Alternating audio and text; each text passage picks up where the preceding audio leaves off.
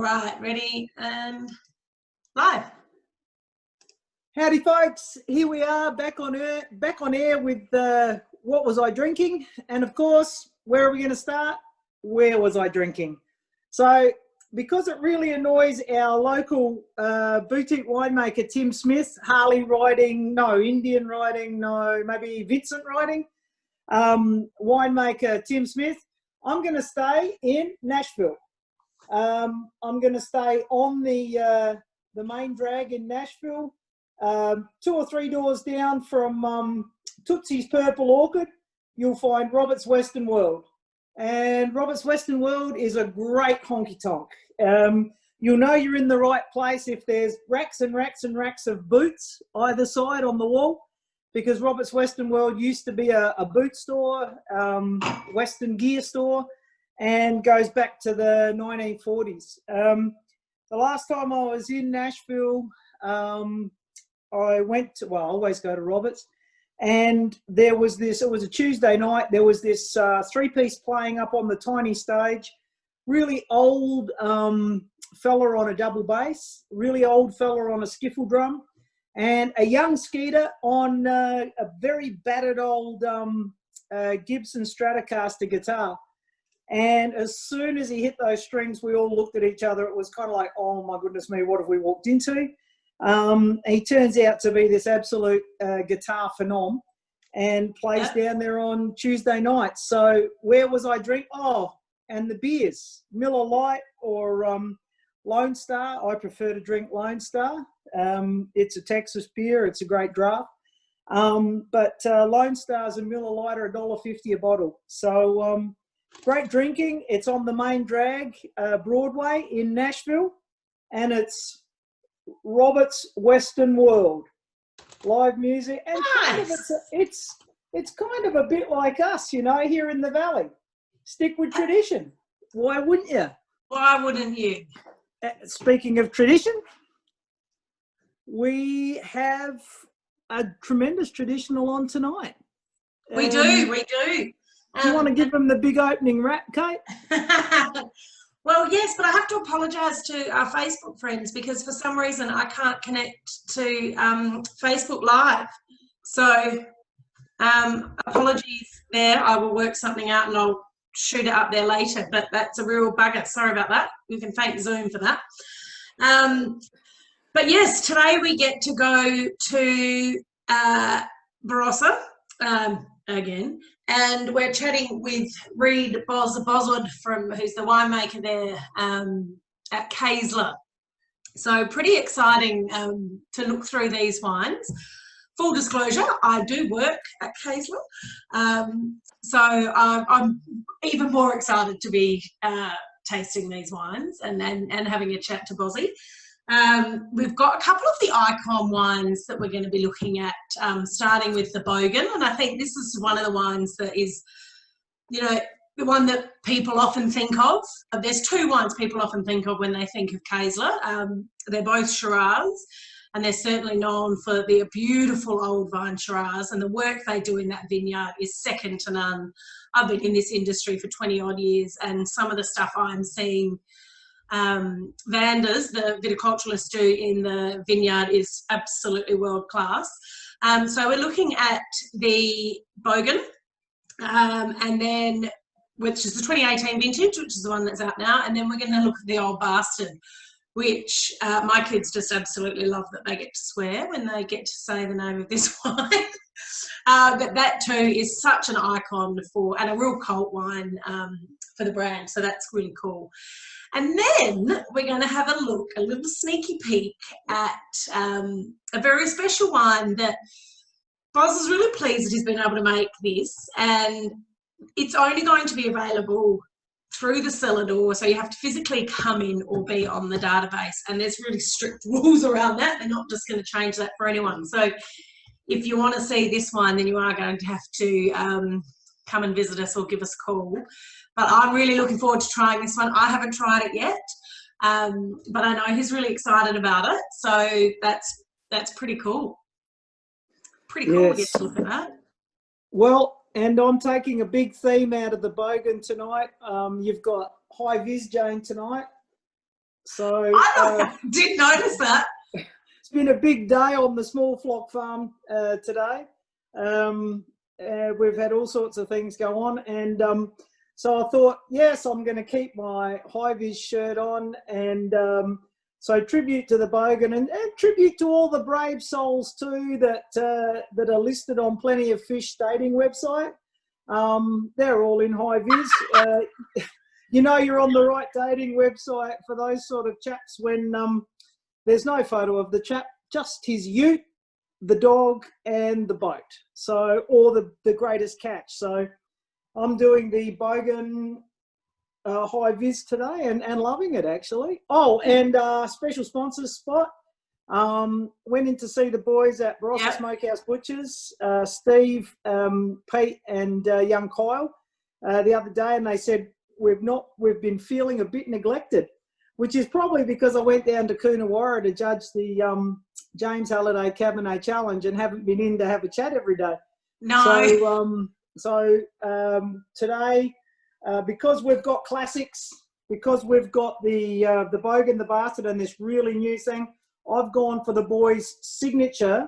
It's a B word. We got bogan, we got bastard, we've got Barossa Smokehouse Butchers, and we've got their beef and bacon signature shazlik.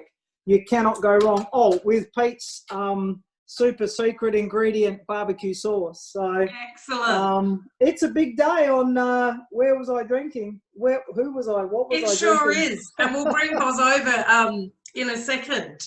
But yeah. Can we just go back quickly to Plenty of Fish? Can you talk us through that, please? When I used to work at the oldest family-owned winery in Australia, the lab girls thought that I was a bit desperate and dateless, so they helped me out and they said, what you want to jump on is Plenty of Fish, Ferrari. It's a great dating website. It's free. There's more blokes than there are women, and you always get you always get a reply. So because they thought I was a bit desperate and dateless, they helped me out and put me on Plenty of Fish, and it was an adventure. It was a really. It was. We're going to have to unpack that, I think, as we move along during the episodes. It was an internet adventure, and I saw things that I've truly never seen before. Yeah.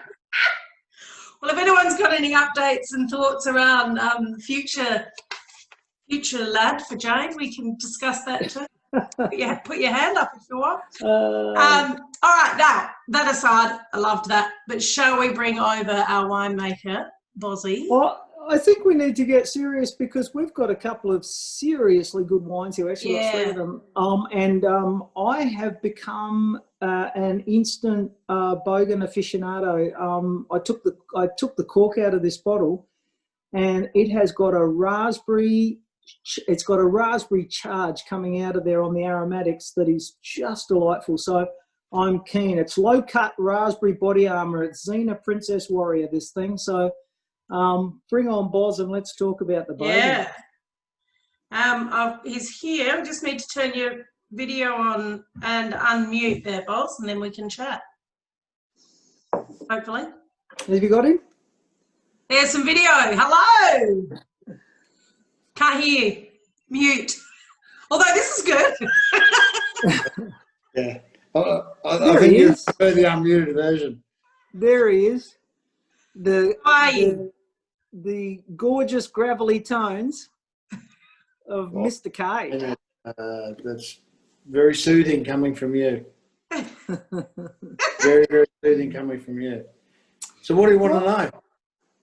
Well, I want to know how you catch those aromatics, Boz. That's 2018 and 2016 and 2018 are have got some extraordinary aromatic jump, I think, and 2017's got some power, but the trick is to catch it in the glass. So I'm keen to know the story behind the bogan. Well, your particular bogan, not just any bogan. It's having a bit of faith in your vineyard, Jane. And what I mean by that is all those aromatics are there. It depends whether you're trying to charm yourselves or the wine critics. And the wine critics get a bit caught up in spelt tannins and all that sort of slippy sort of stuff. What we like, it's a really fascinating process when you own your own vineyards, because you don't want to just do what everyone expects you to do. When you put all the effort into the vineyard, you just want to know what happens, and you want to define what happens from that block. And what that means is you've got to pick a little bit earlier to really see what's going on. Less oak, less everything else, just to tune into what's going on. And it's actually quite a frightening thing to do, because the trust in the vineyard. Yeah, it's always trust in the vineyard. Vineyard, well, there's trust in your vineyard crew. And all that stuff, and it's really jumping off the edge. And we did it about 10 years ago. Never looked back. It's an exciting experience, and it's been recognised by everyone else as well, which has made it validated it, I guess. But it's just been a really, really good fun experience. Do you take several picks from the vineyard, Boz, or just one suite? Always a suite.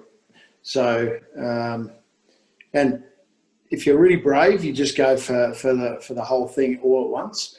But I don't know. I just think these vineyards in particular, it's just not one slab of soil.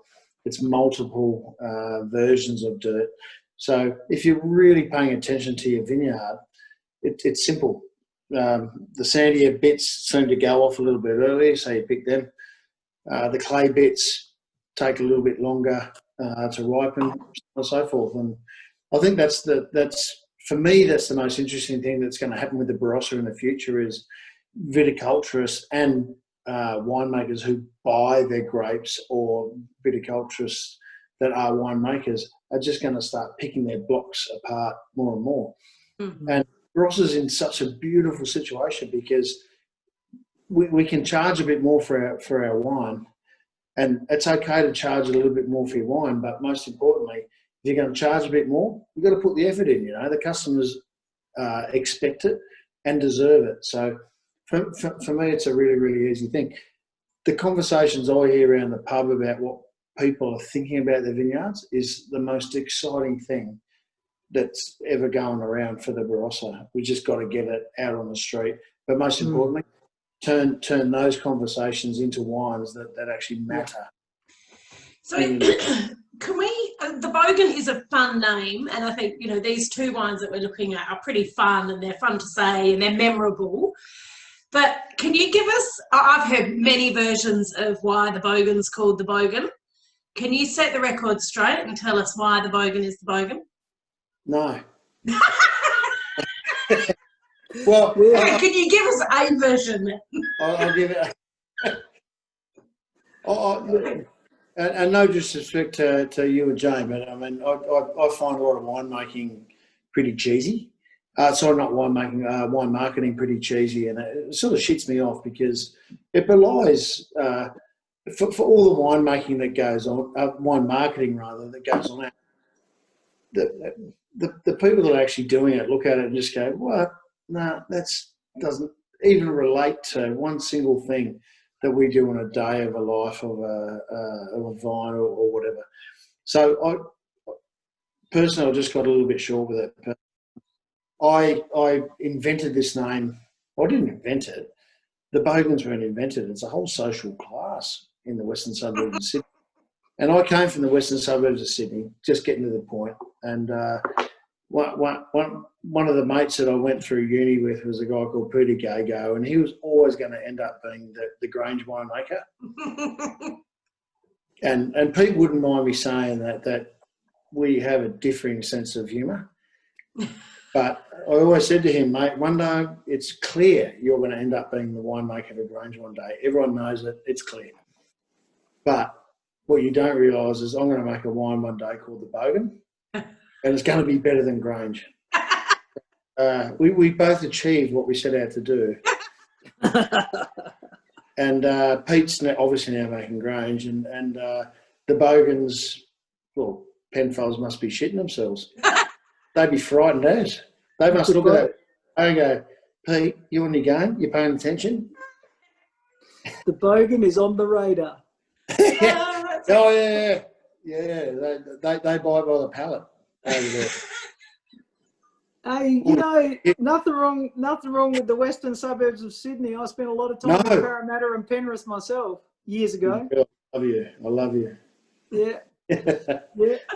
Let me just say for the record, the jungle room at Penrith, and we'll discuss that down the track one day. Nice. No, you have given far too much away. I'm so confused by all the words that were just spoken then. I don't know about anyone else.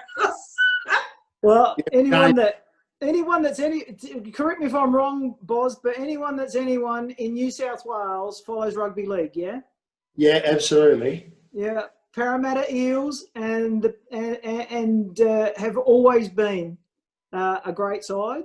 And the Panthers are going to take it. They're going to take it home this year. And the Penrith Panthers, when they first built their club out there years ago, they had a discotheque downstairs that was themed on a roadworks scenario, and the DJ booth was the cab of an old, the cab of a prime mover.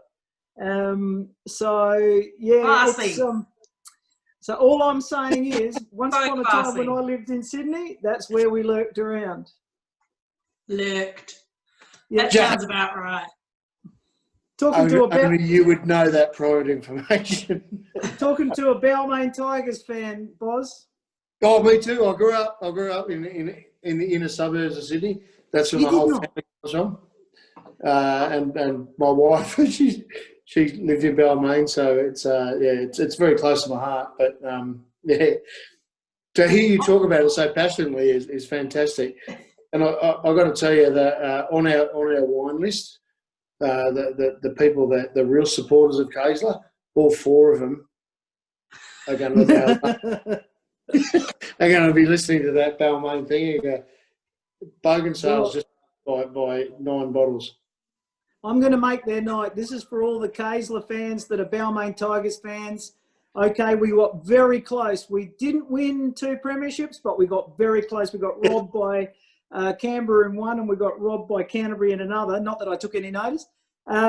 And Scott, I'm just going to say a couple of names just for the record: Scott Gale, Benny Elias, Wayne Pearce, Gary Jack, Paul Sirenen, Steve Roach, and that's for all the Balmain fans and supporters of Kaesler Bogan. That's for you. Right, well, that went completely over my head. Sure, Benny will be, he's a customer, but he'd love to hear that. Thank you. He's not. No, Benny's a customer. Benny Elias? Yeah, absolutely. One of the greatest hookers Australia's ever seen. Yeah, absolutely. Yeah, we digress. All right, well, we've just lost half our audience who don't follow rugby. No, we just gained half an audience. No, rugby league. And we're talking the Bogan. I think you've got to be in the frame. Yes, well,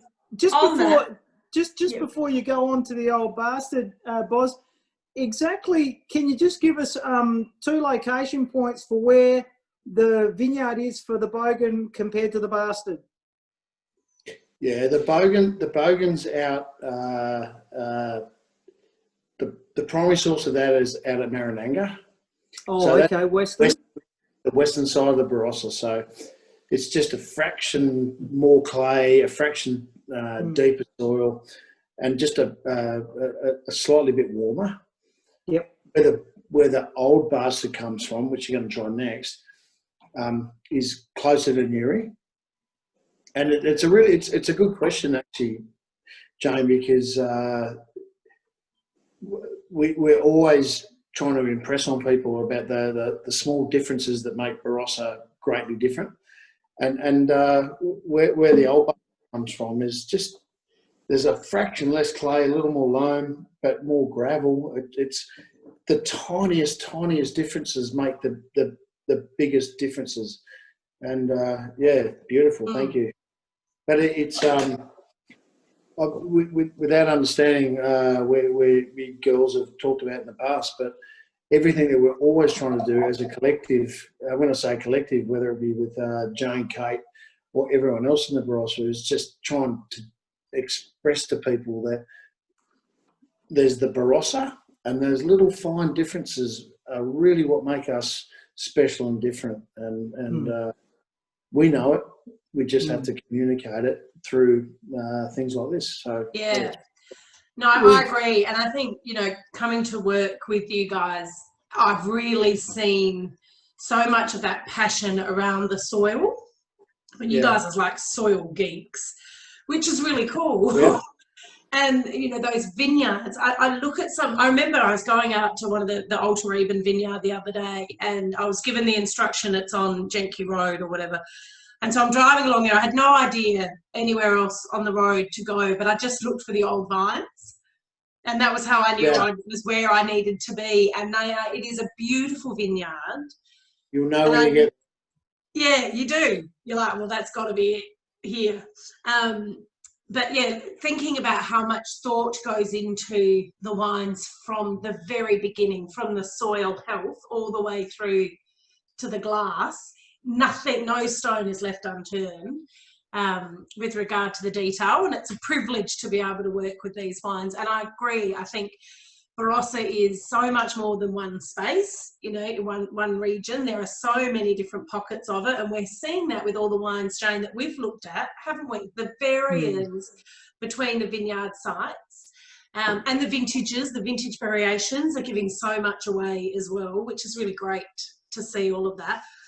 But I think what strikes me is, and with this next wine, we're going to see that. I mean, these are 124 5-year-old vines for the Old Bastard, aren't they? 1893 plantings. So yeah. I mean, they're kicking along, and I think when people say, you know, it's an old vine, people just go, oh well, it's got to be good. But it's what you do with those old vines that allow you to make a wine like this. Like, you can't just set and forget it. You have to tend them. It's how you look after them. And I think in Barossa, where we have so many beautiful old vines, we do that incredibly well, where we really nurture them and tend to them. But can you talk us through that vineyard and how you've sort of managed it over time? Or is there anything that's done particularly differently from any of the other vineyard sites based on the location and the age of the vines? Yeah, it's endless to talk about it, Kate, but just adding to your point, I think the Barossa Valley for a long, long time, and this is something that we need to communicate out to people, not necessarily, so I'm looking at you and looking at Jane, but you girls understand this, and we all understand it, but Barossa Valley wants to be recognised as one of the great regions in the world. Why? Because we are. I travel the planet, not quite as extensively as Jane has, but when you come back, you look at everything that we have, and you look at everything that we do, and you look at the quality of our wines, and there's just one missing piece, and it's price. Our vineyards and our vines and our story and everything are just so compelling when you present it to everyone else. And that's why there's a lot of people coming in trying to buy Barossa vineyards, because they look, it's too cheap. And so it's just it's a really sort of fascinating sort of thing. But myself personally, I went across the planet working in Burgundy and Bordeaux and all those sorts of places, and so on and so forth. And it's just sort of leading into the Old Bastard, but just found it absolutely fascinating when I got to the Barossa. Barossa didn't have such a great reputation. It was always seen as just being this place that just punched out big black shit. And when I got here, I thought, well, that's good. You know, that's kind of what the market wants. But when you started sort of tunneling down into it, and I worked for a big company called Cellarmaster, who bought grapes from all across everything. And it was the most impressive job you could ever have. It wasn't the most glamorous job, but it was the best job, because it got to it proved to me that there were all these different soil types and all these different angles that you could look at Barossa from. Now, they didn't do a good job of presenting it, but I sort of looked at it and went, why am I paying $100 then, 20 years ago, for a bottle of Burgundy, and I'm paying $5 a bottle for Barossa? Barossa's more interesting, more compelling, more exciting, more reliable, more flavoursome, more tasty, all of those sorts of things. But Barossa Valley's got so many things going for it, you know. Apart from all the wine things, it's full of nice people, good weather, clean water, clean air, good-looking people. It's just endless. So why aren't we celebrating what we are here? And Barossa's always had a shy component to it. And when you live here and when you understand it and when you actually are a part of the community, you can understand why Barossa is that way, because we are, when I say we, I've become one. I've been here for 20 years now, so I'm officially... You're nearly one. No, I am. I'm 20 years in. I've qualified. Is that what qualifies? Yeah, I haven't got a certificate or anything, but I'm taking it. But it's a beautiful place to be, and the people that live here are very vehemently into it. And forget the wine, the community is what really makes this place tick, and it's a cool thing. It's a cool thing. Once you start tunneling down into it, sorry, I was supposed to be talking about wine, wasn't I? But once you start tunneling down into it, you can find that there's pretty good wine here too. And having traversed the world and seen what's out there for extraordinarily high prices, I thought there's no reason why Barossa can't be a part of this and should absolutely wear its flag up in the air and be part of it. We put our well, we say it a little bit differently in the winery, but something on the block, and said this is how we're going to celebrate it. So here we go. And you don't get a certificate when you qualify, boys. You just get invited to join the tasting panel of the dill cucumbers at the Tanunda show. Yeah, well, no, that's right. So maybe I'm not, but anyway. Hey, you know, what you're saying is tops, though, because we've heard really similar things on the show from Marco Cirillo talking about the variation and expression of Grenache across the valley. We've heard the same thing from John and Tim Duval about the expression of Shiraz across the valley. Stuart Bourne and Nigel Glishke with the variations in expression of Mataro across the valley. And you know, we know the little hollows, the nooks and crannies. I'll tell you who really gave us a tremendous rundown on, you know, a huge part of the valley, the Mopper, and that was Adrian Hoffman. And the knowledge is all there. We just need to let the rest of the world in on the secret, you know. I mean, 1893, when your vines went in for the old bastard, you have to kind of get a bit of a spot in your mind and think 1893 in the Barossa. If you're over in America, in Chicago at the World's Fair, they were still debating whether electricity was going to be alternating current or direct current. So, I mean, that's how long these jolly things have been in the ground and doing really well. So, you know, I think it's we're guilty of hiding our light under a bushel, you know. And I think that we got to get out and show the light before, you know, everyone starts drinking Pinot from the Yarra. It's funny. It's funny when you say it like that, Jane. In that when you date it that way. But the one thing that's always you know, talking to the old Kaeslers that I have met, it was like they didn't plant these vines to with a view to making a wine. So Bino Seppelt did his thing with the Paraport, and there's no need to be revisionary on what he set out to do. It was genius. But the Kaesler family, when they planted these vines, they didn't actually set out to plant them with a view to making high quality wine. They just planted them to have wine on the table. So it was a mixed farm, you know. They had chooks, they had prunes, they had apricots, all that sort of stuff. So it was a mixed farm, and that's the thing I always find sort of fascinating is how the box head sort of transitioned out of and the industriousness of them, the transition out of, and that's a local term, the box head thing, and it's an endearing thing, but it's such a beautiful term for the local people.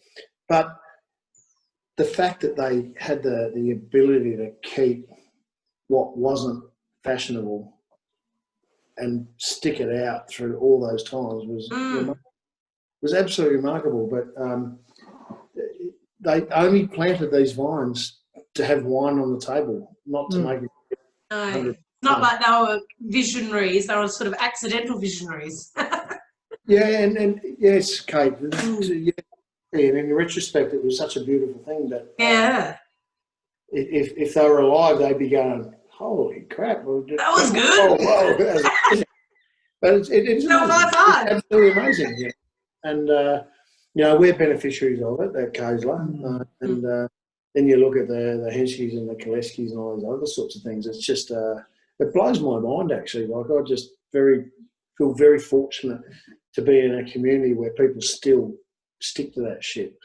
And where I grew up in the western suburbs of Sydney, all that was there, all the orchards. No one cared for them in any way, shape, or form like the Barossa people care for their vineyards. And when your grandfather plants it, or your grandmother, or whatever, it has a lot of heart. So cool. It's a very, very cool thing. It's all under tar and cement now. Unfortunately, too, it is. But Rocky was great in being belligerent. No, it's and also you've got to remember that there's a lot of folks that don't know the life story of the Barossa, and when I got out of Rosebery College in the 1980s, Shiraz was $200-300 a tonne. So the vine pull put on by the South Australian Department of Ag looked pretty good to people. So all those people that left these vines in the ground and kept trucking, I mean, you just got to take your hat off all over again. Yeah, you do. These are like little museum exhibits, They're great. They sure are. And it's pretty deep, dark stuff, Boz, this 2017. It's got chewy tannins, but it's beautifully balanced. Got a nice length of palate to it too. Which one there? The old bastards, the 2017 sandwiched in between the two 2018 vintage wines, which are quite bouncy. It's at some stage, we, me, you, all of us have to take some faith in all the shit that we talk. We actually have to do it, and this is a vineyard that is very easy to. It's a very comfortable vineyard to work with, and it's really interesting because through these webinars and all these Zoom things and all that sort of stuff, I get to sit here and take the credit, but I've got an unbelievable team of people behind me that make me look good, and I've got to tell you that ain't easy. You what? That's not easy. Got a head like a smashed crab, I think, is the way the vineyard team describes me. Anyway, it's everyone needs a front man. That's right.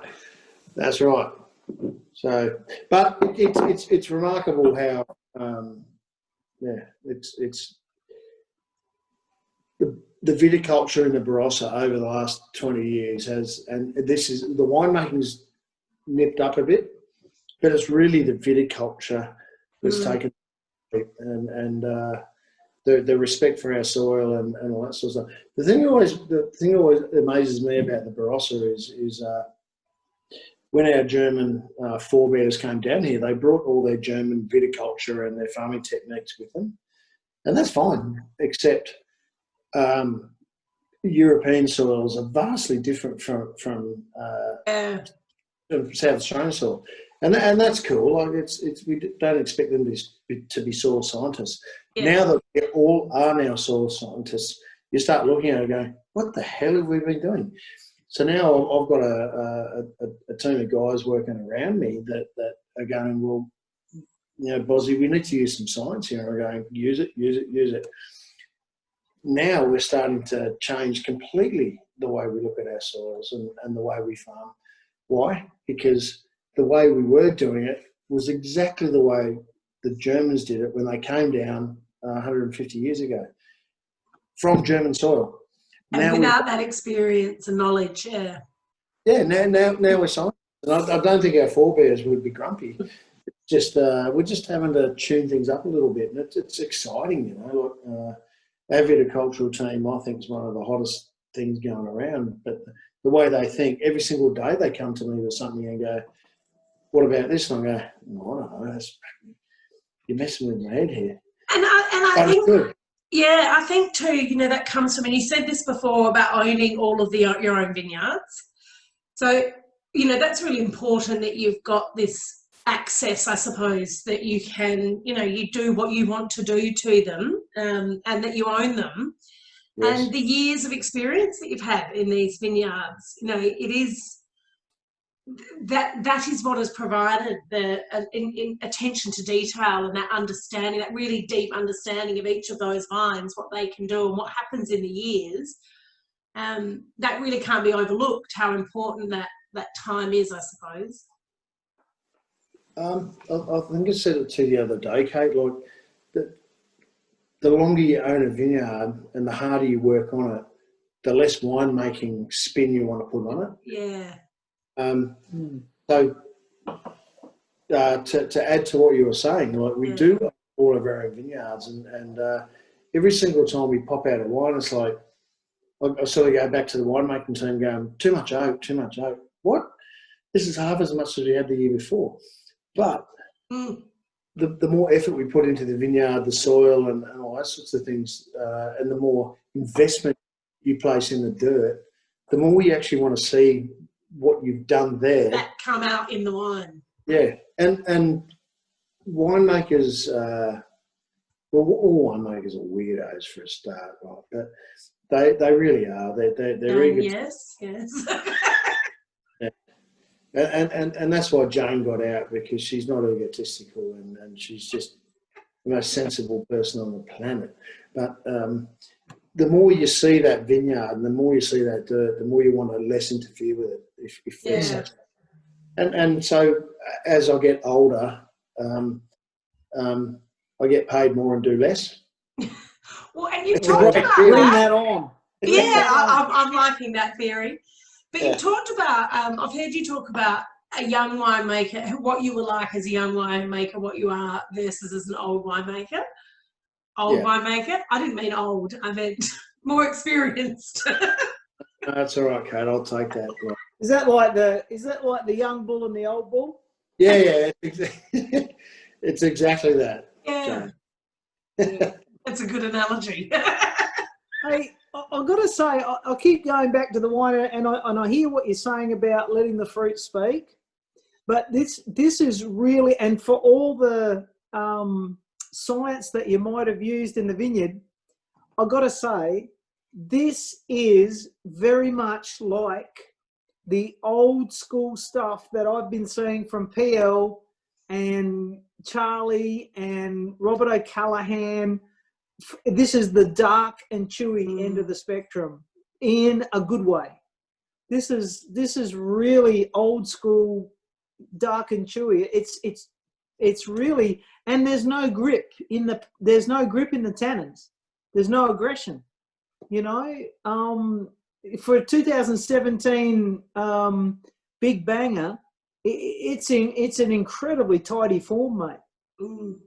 Well, thank you. It's and all of those guys that you just mentioned, they're in my top 10. I just would like to be in their top 10. I don't think it works that way somehow. But all of those, all of the things you just said, Jane, are exactly what we strive for. And what I mean by that is the word we use at work a lot in the winery is purity. And I just think the the best way to make a wine is in its most pure form, and it's a little bit hard to explain, but in any way, shape, or form, if you make a wine, if you can make it in its cleanest, most unadulterated sort of way, personally, at the age that I'm at, I think that really, really makes a difference. Now, if you go to the wine shows and that sort of stuff, you got to pull out your box of tricks, and I've got those too. But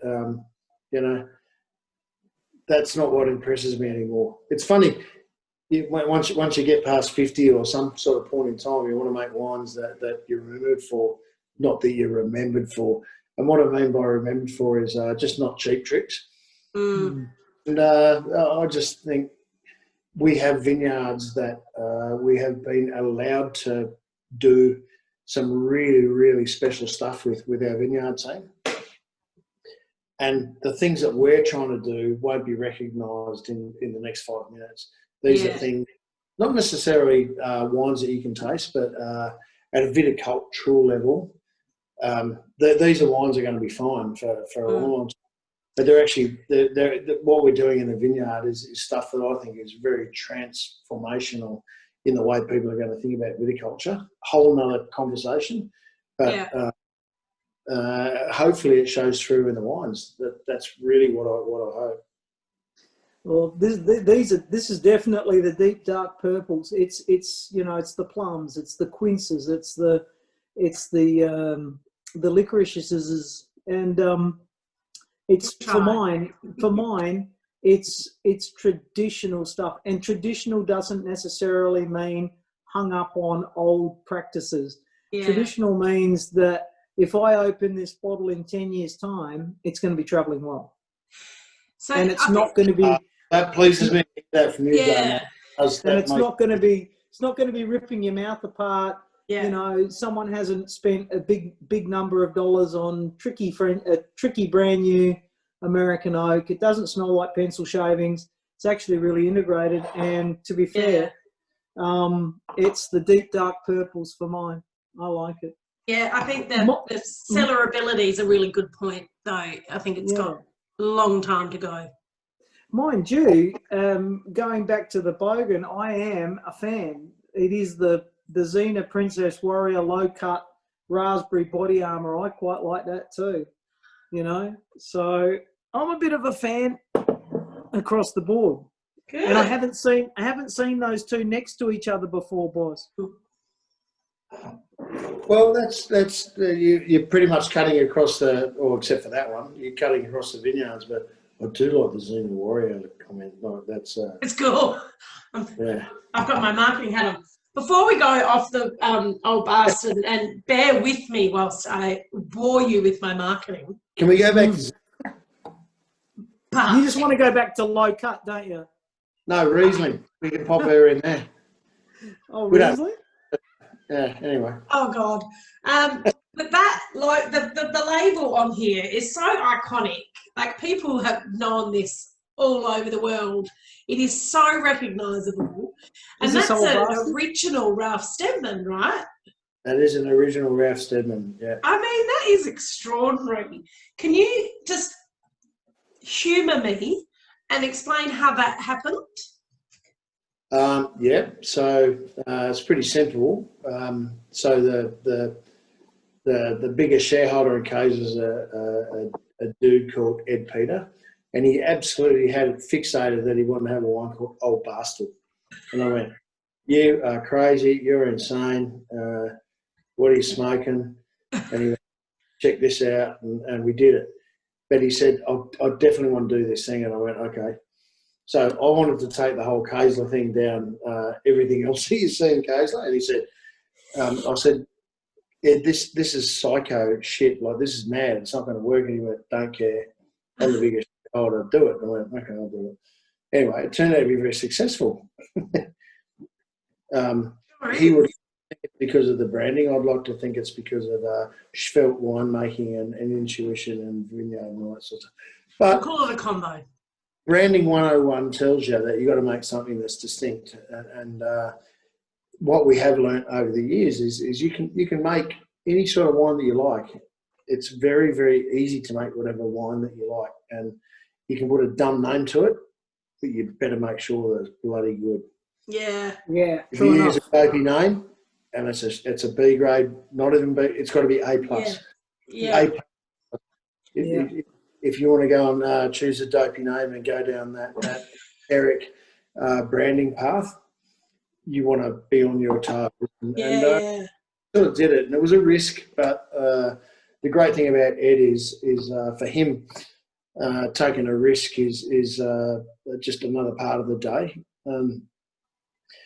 It's actually, and Kate's just started working with us, but our whole attitude at Kaesler is taking a risk. Yeah. If you want to fall in line and go into the slipstream and just be what the next person's been, just do what the next person did, or just follow the leader, you're pretty much buggered, you know. You just read. You got to stand for something. Yeah. So you're taking a big risk there with Kate, mate. She's useless. She's got the emotional depth of a rain puddle. Did you not know? I know, Jane, but someone had to take it, right? It's good of you to help out a bird, you know, that's battling on in the valley. Good on you. Well, the problem with where Kate has worked is they've asked her to stay in the lunchbox. We're asking her to get the fuck out of the lunchbox. I'm happy to get out of the lunchbox. And actually use her brain, right? That's why Kate comes to us, is because we want imagination. We want cool. We want to rethink Hanging everything. with the cool kids. No, it's not so much that. It's just like, let's have a bit of bloody fun with the whole thing, you know. Like wine's a pretty stuffy sort of product, and I really don't like it. So we're here to make good wine and introduce that to people that perhaps mightn't have been into it before. But how to do that? Well, you got to make good wine in the first place, but most importantly, you have to make wine that and present it in a way that gets people's imaginations going, and that's what we're. And I like, we've recently introduced, Boz has recently introduced a small batch project which gets sent out via the EDM. So you have to be on the database to get access to this, and they are wines that are literally bottled to order, and you know they don't exist anywhere else. Those wines, well, they're separate parcels. They'll go into a blend of some other wine, but we pull these off and bottle them specifically to order, which is you just can't do for many places. It's really unique, but it is exclusively to this database, which this wine is unique as well. And can you share your story around the pressings? I know you've said this is wine that you've wanted to make in your career, and all of the stars aligned for you to be able to make this particular wine. Why is it so important to have this in your repertoire now? Well, we just want to, so the way to sort of backtrack over that a little bit and to add to just what you were saying, Kate, is we are a small winery, and that's cool. There's plenty of them, but the one thing I really notice is when people take the time to actually come down and visit us at our winery, and we have the time to actually show them around, they just sit there and go, you show them through the barrels and all that sort of stuff, and they go, shit, wow, what an experience. The moment you do that, you have a customer for life, because they feel invested. They feel like you've cared for them, and we do. But they really sort of get involved with it. But it can only happen at the winery where you show them those things. And that is the same wine from different oaks. So to sort of tunnel in on what you're saying, what we're trying to do is actually take that experience and send it out, you know. And it's not a COVID thing or anything like that. It's just I just love doing that with people. You know, Jane's the master, the mistress, or whatever you're saying. These careful. No, but you know what I mean. Like, Jane, you know it better than anyone. Like, you get the chance to actually have someone in your orbit for 10 minutes. You got them for life. Yeah. But they need a bit of you, and they need a bit of us, and we get to show them you talk about the oak and all that sort of stuff. And the project that Kate's been working on is us taking that experience, ex-winery, and trying somehow to get it out. So, so what we're doing is we're presenting what I would do if they were here. If either of us were in our cellars and going out to the public. And it's really interesting, like people have responded to it because, and I bet you it's the people that actually have been through that experience before, but hopefully they tell their friends and so on and so forth. So in this world at the moment, we can't expect people to come, or they're not allowed to. But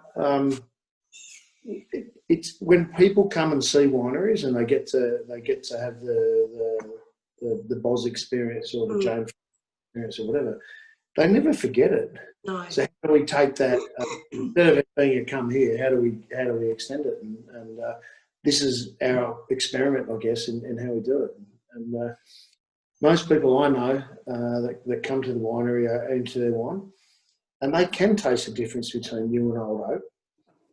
They don't necessarily know what they're saying. Yeah. It's our job to communicate that, educate, and so forth. This is the extent. Take it out of our job and take it to their home. So it's an experiment. Yeah. Which I think is great, being able to help people understand a little bit more about the wine in a way that is a bit more relatable to them, I suppose. But this wine, okay, so now getting on to the pressings, why is this a wine that you've wanted to make for a long time? Well, when you're a winemaker, you have people that you work for, mentors, is the cheesy term, but you work with people that impress you, and you want to impress them. And I just remember about 2 or 3 years ago, I was judging at the Melbourne Wine Show and tried a wine. It was a 1974 or 1975 pressings from Reid. And this is a wine that's 40 years old, and it tasted like it was 1 year old. I just sat down and went, shit, what idiot brought this out of cellar for us bunch of clowns? But then drank more than my fair share. But it was just it's such an impressive wine. I thought, if only I could make one of those. This is getting close now. I would be very working beyond my talent and ability to say that I'm going to make a wine that is as good as the Reid, but this is my crack at it. And I just there's always been a culture and an attitude around pressings. Most people just do it and they talk about it, and it just becomes sort of marketing driven. We've actually done it. We've actually made a pressings wine. This is real pressings. It's so remarkably different from everything else that we do. And if people don't like it, couldn't give a shit. If people love it, I love you. But we're just trying to make something that is a genuine reflection of what pressings taste like. And all winemakers know about it. And it's a shame that, again, getting back to the other thing, it's a shame most people don't get to experience. So here's trying to get people to understand what it tastes like. Can you explain what pressings is? Like what is, can you just sort of briefly what the process is for this wine versus others? And just before you go there, Boz, I'm gonna have a tilt at this. Yeah, please. Basket pressed or bag pressed? Bag. Yeah, interesting. That you now have to differentiate between the two. Over to you, Jane. It's a very good question. It was a sneaky. I'm just sitting here on my. Well, no, I'm not on mine anymore. Hey, she's been doing catch and fish. Which has got nothing to do with Plenty of Fish. Plenty of Fish. No, I'm just tasting this, and I'm thinking, when you were talking about Reid, I'm thinking this is going to go a million miles. This is dense. This has got a lot of the black fruits. This has got a beautiful aromatic, which is really interesting. But it's got this really granular tannin, like fairy bread that melts in your mouth and the hundreds and thousands slowly dissolve, but it doesn't rip. And I'm thinking hydraulic presses don't do that. The old Howard Rotor presses are pretty aggressive. The hydraulic presses, pretty aggressive. They get like, it's like a dusty, dry, almost drying rip to the tannins. The only two that don't have that is basket press and bag press.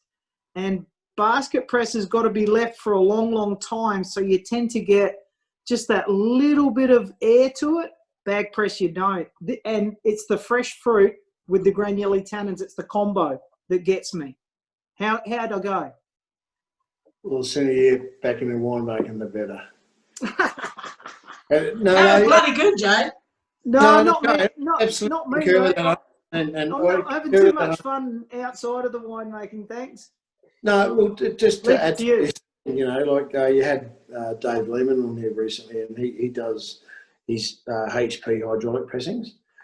When he does it, he sets the hydraulic press up, and that thing squeezes it out overnight for 12 hours. This is squeezed out with a bag press air, so it's more. And we do it over 2 hours. So the boys are not punch this shit out take it out to the mark pile. I go, nah, you're sticking around. Oh, do we have to? Yeah, I'll buy you a case of beer. Okay, we'll stick. But you know, it's funny how things work. Beer's a remarkable tool. Getting things done. Currency in the winery. No, it's a nice combo, Boz. It's got some fruit. It really is. Jane, I'm trying to critique your critique, but I can't. You've explained it exactly. Yeah. How much did you make, if you don't mind me asking? 2,000 bottles, maybe a bit more, Kate. No, I think that's about it. Yeah. If anyone likes upfront fruit that's going to last a long time, grab this now, because it's also from 18, which is a very bouncy and concentrated vintage. Please grab it. It's just it shits me off that you say it's upfront, because it wasn't meant to be. It was meant to be sort of introverted, but it is what it is. You know, like we're not trying to. And there's some beautiful layers and perfume and also it's really complex. Yeah, I'm pretty proud of it, and it's something I've always wanted to do. So if people don't get it, they can get nicked. You've set the bar nice and high for the first release too. Well, this is the only release. Well, this could be it. We think. Yeah. Hey, and you know what you were saying about making fans for life? Yeah. I reckon we ought to do a shout out to one of your biggest fans who has supported you through thick and thin, and you know who I'm talking about, up on the New South Wales coast. Who? Cullo. Oh, Cullo. Do you think we should do a shout out to Cullo? Let's just Cullo. Oh, now I'm going to have to nude up. See, Cullo probably wouldn't watch Zoom because he wouldn't be able to cope with the technology. The technology will bugger him up. But anybody that happens to be on the New South Wales, if I nude up, he'll work it out. Yeah, Cullo, the Cullen family at Morisset at the Bay Hotel. You know them because they're the only hotel in Australia that have got in a drive-through bottle shop a thing called the Big Red Room. And you can get magnums of Grange, you can get imperials of all sorts of really interesting things, and it's in a drive-through bottle shop. The guy is not classy, but incredibly switched on. So big shout out to Peter Cullen at the Bay Hotel Morisset. Big fan of Kaesler's. So you can only get the pressings if you come through cellar door, but you are the only exception, brother. You're it. But yeah, I think I'll give Cullo a call after this. He'll be tuning in. Yeah, don't tell him you spoke to me. He keeps calling me at 10 o'clock at night when he's got Kiwis and all sorts there and wants me to tell stories over the phone on speaker. Yeah, but Jane, every time I go out there, he goes, "Hey, Bossy, you're a pretty good presenter, but you know Jane Ferrari." Well, that's funny. I feel very efficient when I go up to Cullo's. No, that's funny because when I go up, Jane. Next time, just wear a face mask of Jane. We'll get you a face mask, and you can just walk in me, Jay. That's very funny. That's very funny, boys. Because when I go up there, he It's says, not funny. It's terrible. I feel it hurts my feelings. "No, bear with me." When I go up there, he says, "Geez, Ferrari, you're not a bad presenter, but you're nothing. You're not a patch on Bosworth." Righto, that's it, Carlo. Jane, we have to gang up on Carlo. I tell you what, if you wanted, you couldn't find a better supporter of the Barossa Valley. No, he's a champion. He's a champ. Yeah. So that's here's excellent. cheers to Morissette. Well, look, thank you for entertaining us with these stories. I mean, between the two of you, my God. Hey, when COVID settles down, Boz, I think we need to make a road trip to Sydney to watch Balmain play at Leichhardt. Yes. And we might take a very, very select few with us and do a bit of a night hopping tour of Sydney. What do you think? That would be awesome. You should definitely do that. Leichhardt's where my whole family comes from. So, I'm an Annandale girl. Are you? Before it was trendy. Okay, well, that's, yeah. Oh, dear. Well, we can let you two reminisce all night if you like. But anyone wanting to register for that road trip to Sydney, please see Kaesler. Yeah. I reckon we could make that happen, James. Hey? Jane's driving the bus. Yeah, no problem. No, Joe Ahern's got a bus. No problem. He's gonna drive all the way to Sydney. Wow. Outstanding. Why the hell not? Yeah. No, definitely. Well, thanks a million, Boz, for putting these wines up. And can you just give us a heads up on what the price is for the pressings? $1 million. No, just not enough. Yeah, that's right. It's actually, no, what is the price? I don't know. Ask Kate. She's $40. 40 bucks. 40 bucks. 40? Yeah. Yep. There you go. It's been called public. I'll be joining. It's 40 for anyone who says I saw it on What Was I Drinking. I'll be joining up the I'll be joining up the database so I can buy 3. That's grand. I'm putting that away. Yeah, I reckon that's going to be one you want to watch and just watch how it progresses over time. And it's really nice to be able to, for you as a winemaker, to be able to create that after having wanted to for so long, and you have to wait till all the stars align, and the vintage was right, the vineyards were right, everything was good, and off you went. It's great. This is where we're very fortunate, Kaesler, like Ed, who's kind of the majority owner, wants us to actually go out and do this sort of stuff. And it's really cool. That's excellent. Yeah, most other business owners would be like, oh, I'm not sure, I'm a bit challenged by it. But we're actually encouraged to do it. We want to do it. We've got a great team and not just we've got a great viticultural team, winemaking team, but we've got a great extension team, yourself included, on how to get this out there. Wine's got to be interesting. If it becomes flat and mundane, we're all buggered. And these shows become, who cares? We're in a really, really excellent situation where there's so much creativity going on out there. Just need to do it. So thank you. I really, really appreciate the opportunity. No, it's excellent. No, thanks a million. Thank you. Now, so yeah, if you want some, visit the cellar door, give us a buzz, get online. And Jane, who have we got next week? Remind me. Riccatera. Let's get our Ash on here. Bullets before cannonballs. Excellent. Oh, well. Can I just say something? We went up and visited their vineyard last week. What they're onto is absolutely fantastic. Cool. Now, you talk about invention and thinking ahead of time. What Ashley's doing is all of that and more. It's really cool. I just think what he's doing is absolutely fantastic. And we didn't go up there for a beer. We went up there to understand what he's actually trying to achieve and what he's doing.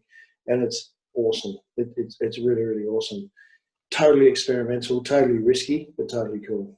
On him. Oh, I can't wait to hear about that. No doubt he still had the beer. No, we didn't. We only had a pie at Barmer. But, oh no, there's plenty of cops around. Disappointing. All right. Well, thank you again. Thank you. And we'll be enjoying these wines for a little while. Yeah, no worries. That's excellent. Great. Well, everyone have a lovely evening. Cheers, and until next week, we'll see you for Ricatera. Thank you, Kate. Yeah. See ya. Thanks, guys. Bye.